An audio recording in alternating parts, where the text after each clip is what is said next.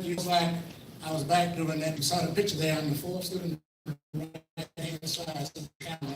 Bad and ugly.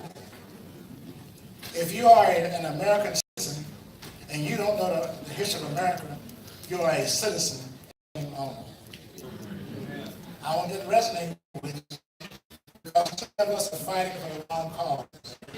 You see, all lives matter. There's not but one race, and that's a human race.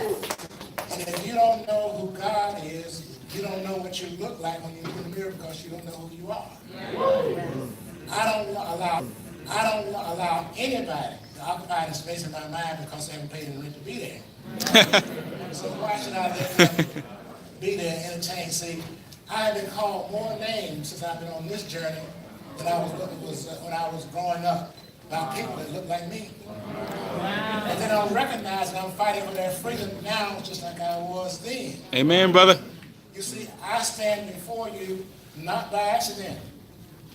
I believe in divine intervention. Amen. And God set me forth on this path when I came. My father was a sharecropper in a little town called Townville. Named me after the guy that he worked for, who, by the way, was white. It set the tone for me, helped bridge the gap between the races. America will always look like the content of the character of its people. There have been some dark times in America, but we've always come out of it because we understand American socialism.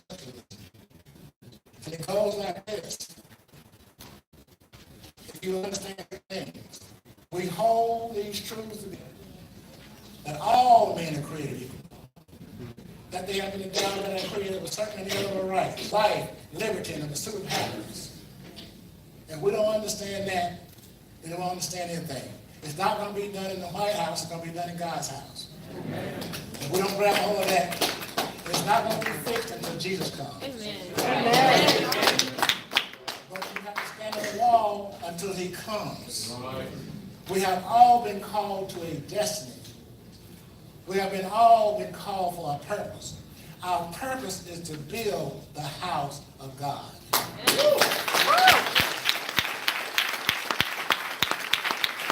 get people all the time asking, what is my purpose? And they're trying to define their own purpose. If you go to God, he'll tell you who it is. And I can tell, I am like Jonah and the fish. Every time God has called me to, I've been swallowed by that fish. And so we came to Greensboro, North Carolina when I was about 4 or 5 years of age. We lived in a segregated neighborhood. And about 2 years after that, my parents moved to what you would call an integrated area. There were 4 houses that were surrounded by white families. And so I was bused out of that neighborhood to the black neighborhood to go to school there. I went to an integrated school. The kids looked like me at lunchtime, and then I was the only kid besides one other kid there. So I played with the white kids that would come to my house, and their parents didn't know they were there. So I learned then that racism, you're not born with. It's something get to know as you grow. So now, when I was a kid, my mother used to take me downtown to Woolworths, where we had to sit in. And every place was the same there except for 2 places. When you went downstairs, there was one same color and one same white. And only whites could sit down, that we had to take our food to go. And so when I hear people talk about racism, I have to laugh. If you have been and seen what I've seen and have names called and I've had called, then you understand racism is a secondary thing. It really is. Who is standing over you telling you what you can and cannot do? All America offers is an opportunity. And it's whether or not you have a paradigm shift and see the glass half empty or half full. I see the glass half full. And I put myself over in the opportunity, and everything that comes out belongs to me. You got to understand, you got to grab hold of that. The biggest thing I can tell you today is this. Black folks are the hope for America. But they don't understand it yet. They don't understand it. They teach other people how they are supposed to act.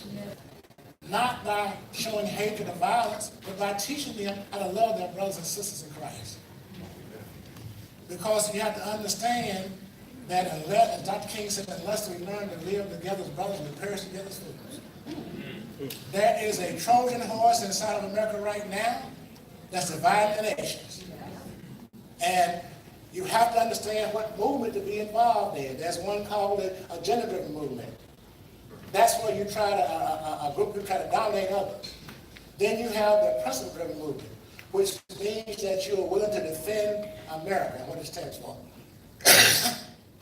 But you got to know what you're defending.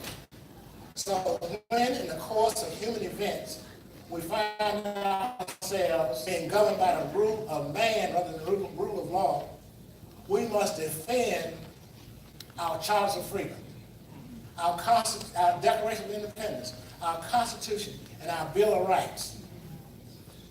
Because the Declaration of Independence was a promise. The Constitution was a fulfillment as a people. The Bill of Rights shows you what your individual freedoms are. None of those give you your freedom. They recognize what your freedom is. Amen. And so when you keep going to the government, you're going to the wrong place. Ronald Reagan said the 9 worst words you can hear. Because I'm from the government and I'm here to help you. Yeah. They will create a problem and come up with their own solution. Wow. Getting dialectic. And it's about when you start the preamble, the Constitution says, we the people, not they, the government. How are we allowing 535 people to tell us, 320 plus million people what they're supposed to do? It's because we are allowing it. Yes. I am what you call a constitutional conservative. I am not only a soldier in the army of the Lord, I am a kingdom builder. Yes, yes.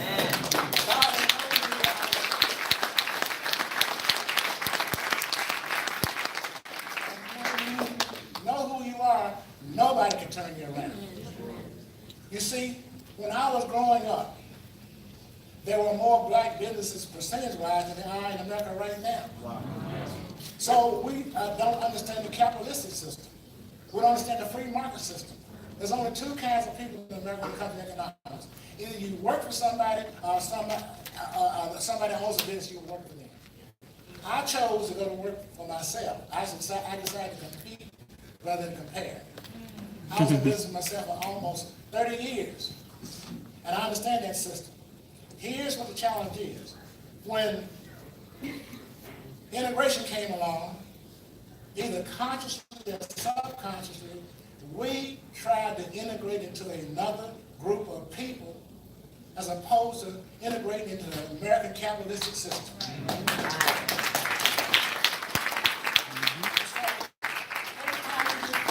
They move the goalposts.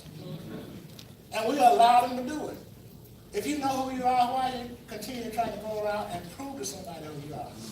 I don't suffer fools long. If you're talking to me and you hear me get very quiet, you know that I have determined I can't engage with you. I don't have time. I am 77 years of age. And I have traveled a road less traveled. I run the faith. Walk that narrow path. Yes, sir. I have so much things to take, and I'm not just running so rapidly. But you know why I keep doing this? I have miles to go and promises to keep.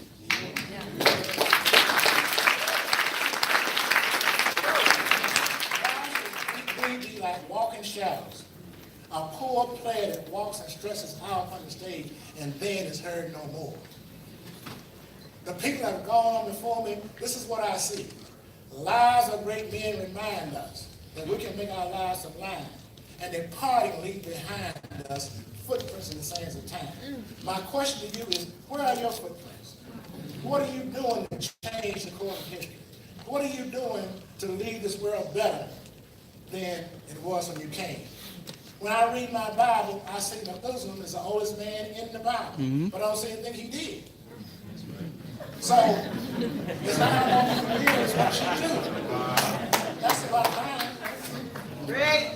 As I pass this torch, I ask you to do one thing.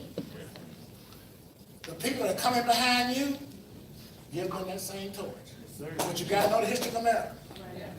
So, on February 1st, 1960, a shot was fired around the world, when 4 students walked into Woolworths in downtown Greensboro and sat down at the lunch counter and asked to be served. Now, that wasn't anything unusual, or it should not have been, except these 4 students were black.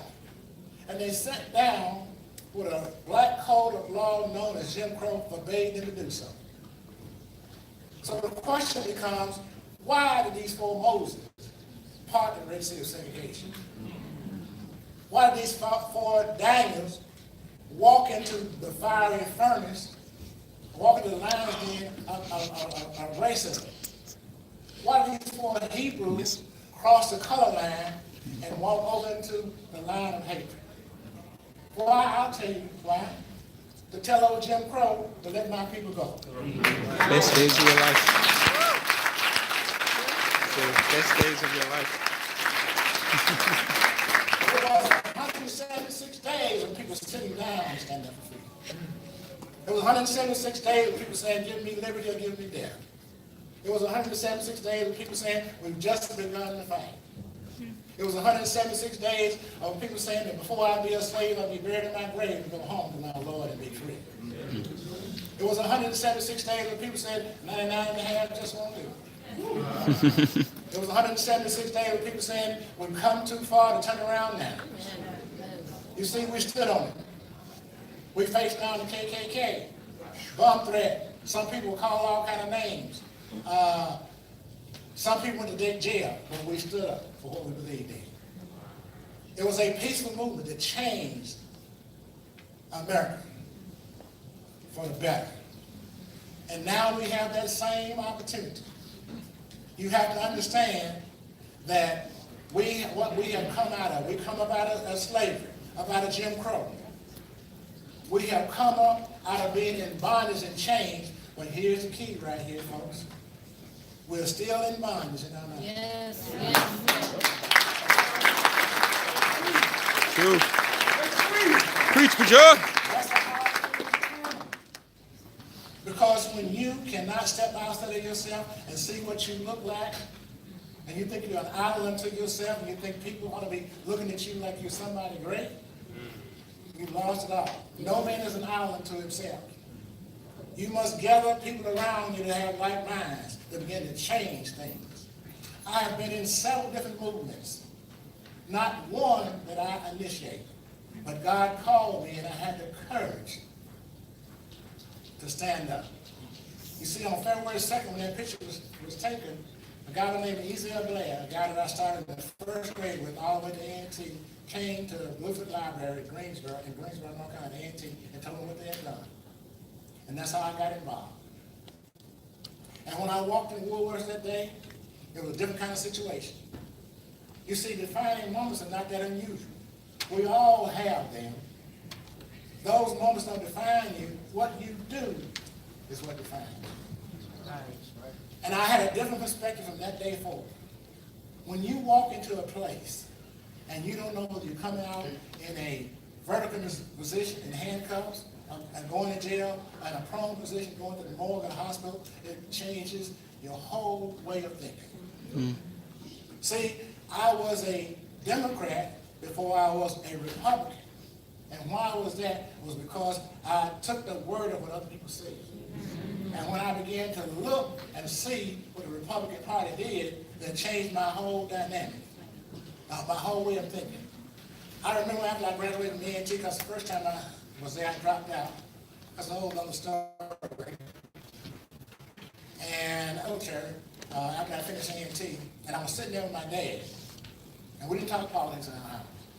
You have to remember now, my mother and dad had on a third grade education. When my dad was was the most brilliant man I ever knew. And I didn't understand it. When he came from South Carolina and came to Greensboro, North Carolina, he never worked for anybody but himself. He was very education. He was a mechanic. And I see the car dealerships in Greensboro bring their cars to him for him to fix those cars that the people on the piece of paper on the wall did not know how to repair.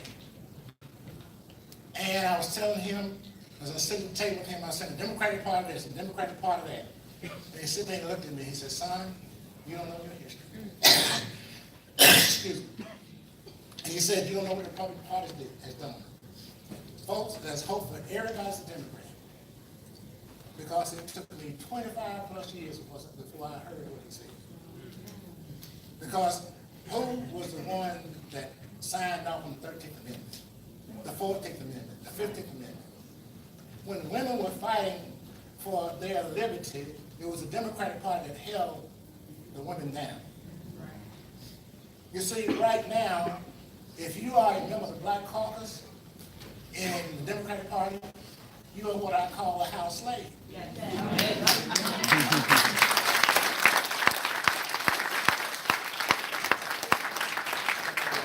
you have the nerve to come to me and tell me that you're my hope.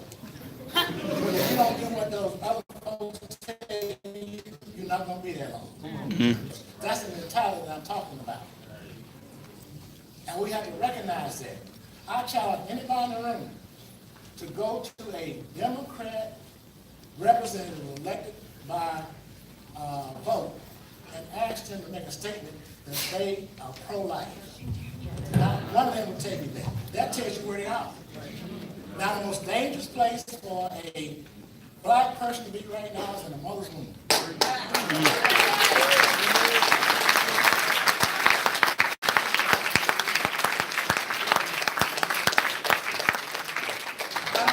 Anybody here knows who Margaret Sanger is? Yes! She has indirectly killed more blacks than slavery did. Yes. So we're caught in this quagmire. And we've got to begin to think for ourselves and not allow others to think for us. The three most dangerous places in America right now is the media, Hollywood, and our universities. Yes. We are being taught what to think as opposed to how to think. We need to go back to classical education, where we teach the whole person, spirit, soul, and body.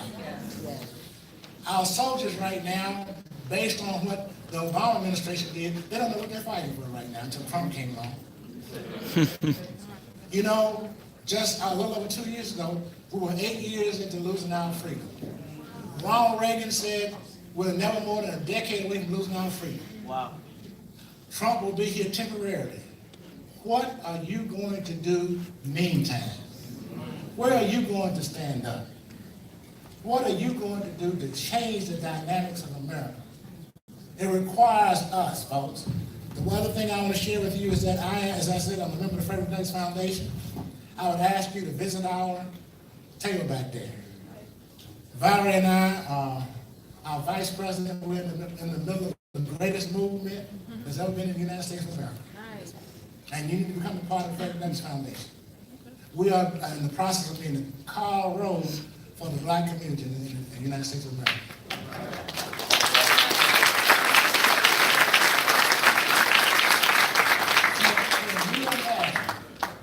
In the United States right now, and we had 1,000 people that were members of the Frederick Douglass Foundation. In every state, we have over 50,000 people that are members of the Frederick Douglass Foundation. Standing up for freedom, sharing with people what they need to do to become free, talking about capitalism, school choice, and all these kind of things that matter to us, things on how we can change America, and then we'll change the world. We are the ones. If not you, then who? If not now, then when? If this, then what? It's time for us to make a change. And we are the ones that can make the difference. Thank you.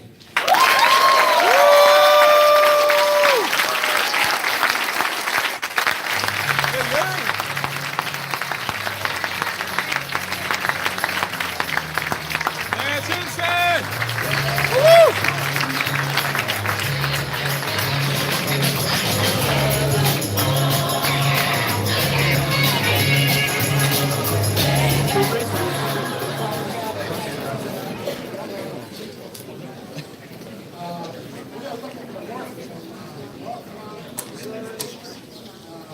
Virginia and Tennessee to work with us as far as the Republican Party is concerned. If you want to become a part of that, Tennessee, North Carolina, Missouri, Virginia, Tennessee, if you want to become a part of that, see Valerie back there. We're paying $10 an hour to help in states to want to work with. Now, I will entertain any questions you have. Don't give me the stupid question now. Yes, sir. Speak loud now. Who are you, sir? My name is Elijah Colas. Where are you from? Elijah, Florida. Okay, great. Great to have you here.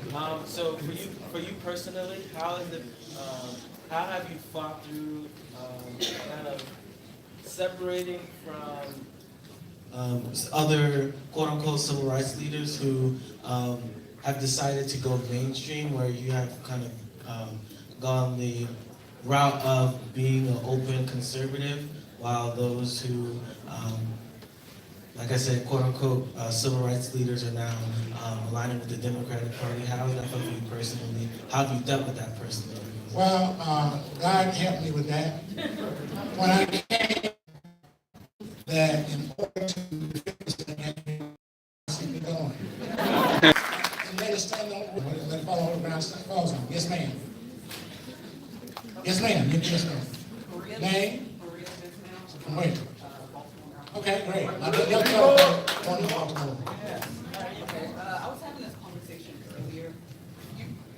If you could elaborate on the woman's womb being the worst place for the African American child, and just explain exactly just some key points when you're talking to non-believers or just Republicans who now are kind of on the fence about understanding the ramifications of Planned Parenthood, mass abortion, and how it potentially is just not only deteriorating the family, the black family, but the aftermath has shown, like, if we don't do something, eventually we'll just be exterminated. They are using Planned Parenthood like they did with slavery. They're killing us all. It's intentional. Where do you find the Planned Parenthood places? Right, exactly right. So they have a plan. If you go back and read what Margaret Sanger said, it still holds true now. I have this allergy. But what has happened is that Lyndon Baines Johnson, when he came out with the Great Society, he took the black man out of the I don't know. Amen. and left the woman there to fend for herself. So I don't hold the women accountable. Where are the men who made those babies? Where are they right now?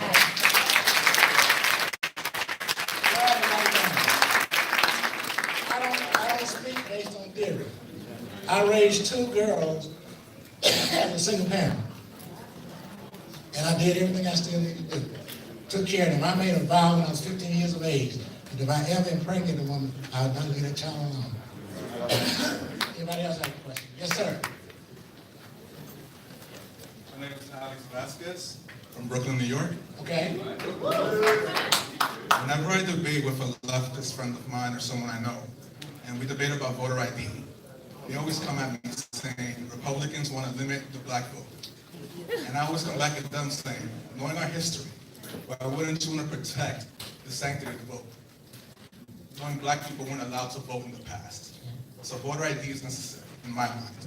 What do you say to people that challenge you on that? You're the greatest line you ever heard. There's no such thing as voter ID. Very simple. It's ID. When I got my post office, I had to show 2 forms of ID. So it's just a matter of identifying. I have 2 brothers that are deceased now. All I need is their social security name and what precinct they vote in, and I can vote 3 in my state. So there's no such thing as voter ID. Do not allow anybody to claim the compensation for it, because they'll do it every time. Here's what left-leaning people do. They will come to a conservative, and they'll say, can you agree with me on this? And then we'll step back. You know what they do after that? They come right beside you again and ask you to step back again. So we have to understand that there's been a great misconception when it comes to who has done what. The KKK was started by Democrats. Yes, ma'am.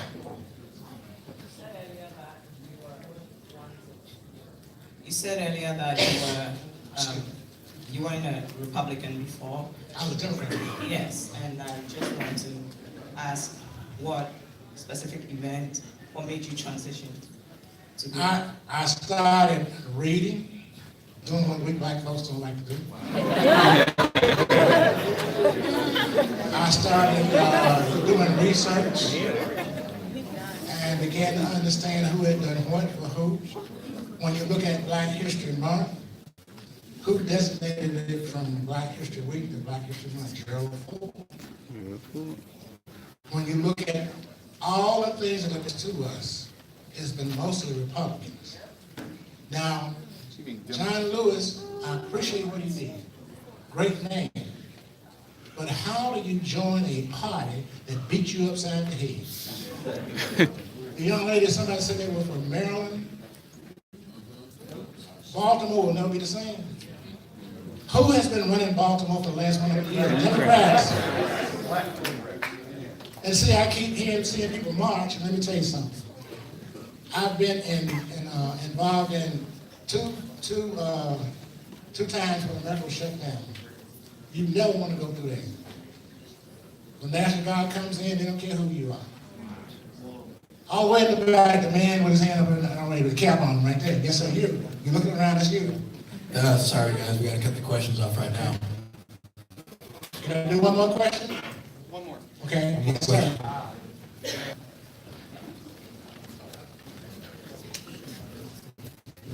My name is Joe Patrick, and I'm from Beaver Creek, Ohio.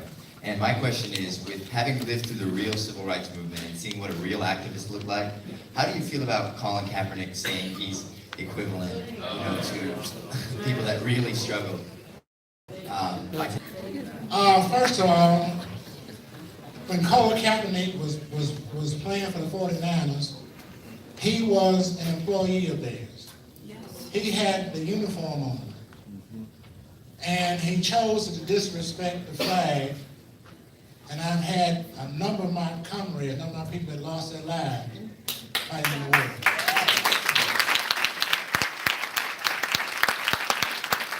I urge each one of you to become ambassadors for America. If he wants to do that, that's fine, but not with a uniform on. Right. Because if he does, the consequences are like that. That's what it is. Because had we not been attending class when we were doing the sitting movement, we would have got thrown out of school. We're still not going to school. Anyway, thank you all. Okay, hey. Let me give you the Fred Dutch Foundation. Let me give you the Fred Dutch Foundation. Hey, here you go. Here you go.